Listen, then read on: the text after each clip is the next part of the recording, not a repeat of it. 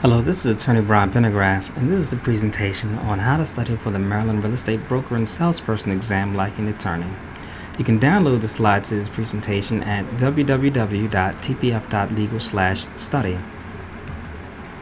Disclaimer: this study method may not work for you, especially if you're not an attorney or even if you are an attorney. Also, do not guarantee that any of the information pertaining to the exam is accurate.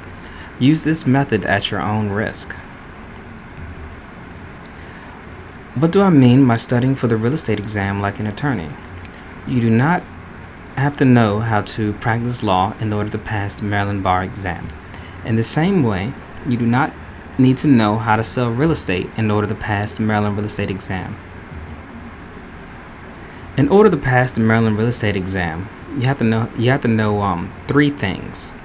You have to learn the terminology, the rules, and how to apply the rules. The national portion of the exam and overall strategy. It has 90 questions, but you're only graded on 80. 10 are experimental. You must get 70% of the graded questions correct to pass. So that is a total of 56 questions correct. Yeah, and you have to get no more than 24 questions wrong. Because there's so many questions, there is a larger room for error. So I think that the national portion of the real estate exam is easier than the Maryland portion. Here's the topics covered on the national portion of the real estate exam and the amount of questions that you are asked for under each topic. And I took this directly from PSI exams, and you can get a more detailed explanation of the topics by visiting that link at the bottom.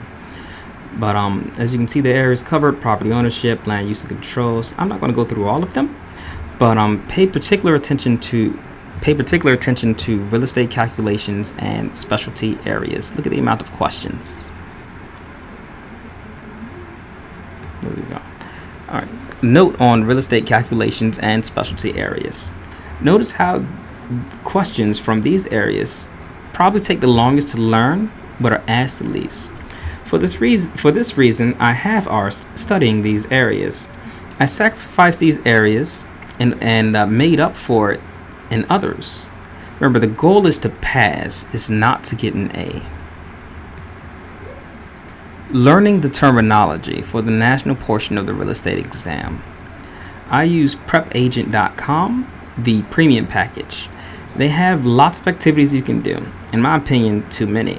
Just do these three things in order to learn the terminology: the keyword outline, the flashcards, and take vocabulary exams. Practicing for the national portion of the real estate exam. Now you need to learn the rules and how to apply the rules. You can do this by doing as many multiple choice questions as possible and to get as many questions wrong as possible. Then read the answers to the questions you got wrong and understand why you got it wrong. Eventually, your brain will begin to understand the rules and recognize the patterns and tricks in the questions that are asked. I recommend using prepagent.com for this. Prepagent.com exams to take.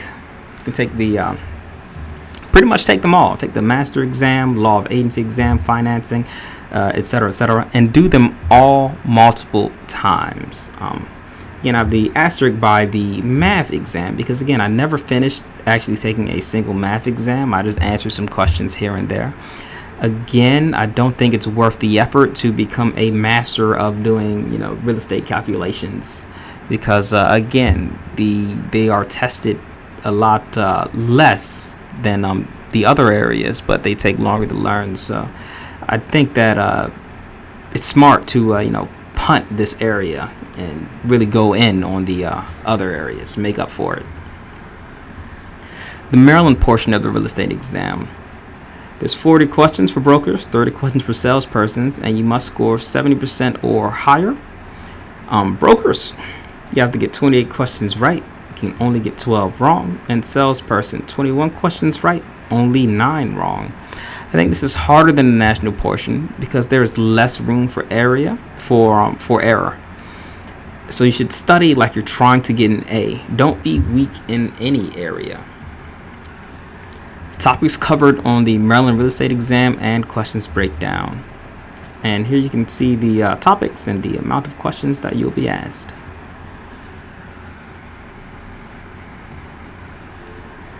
Studying the Maryland Real Estate Brokers Act.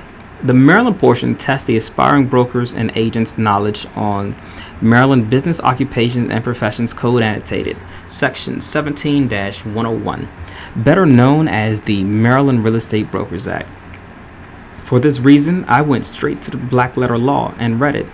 You can read it by going to the Maryland Code Annotated on LexisNexis. And here's how I looked it up.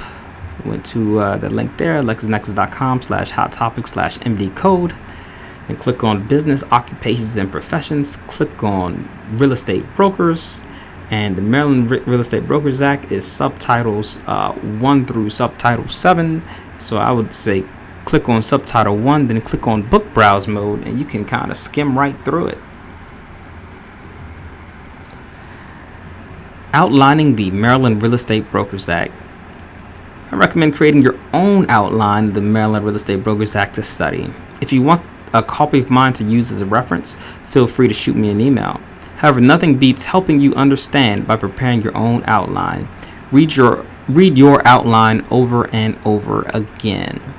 And be very wary of just Googling Maryland Real Estate Brokers Act and downloading a copy. I tried doing that and actually found a bunch of outdated copies, which is why I recommend using the LexisNexis method.